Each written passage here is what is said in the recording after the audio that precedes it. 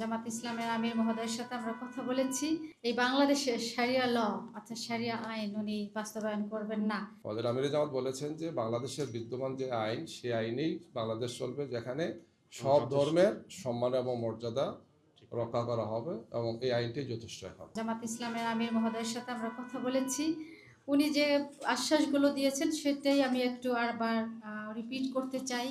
যেটা উনি জাতির উদ্দেশ্যে বলেছেন সেটা হলো, যদি মহান সৃষ্টিকর্তা ওনাদেরকে এই দেশ পরিচালনা করার সুযোগ দেন, তাহলে এই বাংলাদেশের শারিয়া ল অর্থাৎ শারিয়া আইন উনি বাস্তবায়ন করবেন না।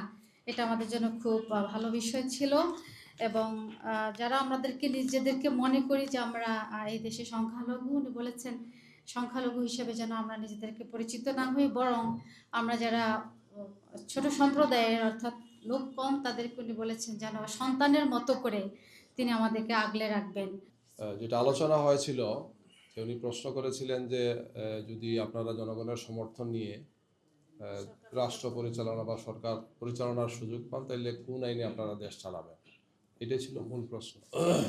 এখানে থাকে অনেকে জিজ্ঞেস করেন যে শরিয়া আইনে না অমুক মডেল তমুক মডেল, এগুলো।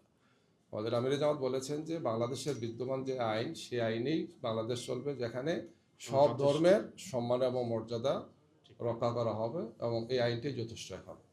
এইভাবে চলেছে, এটাই আর কি।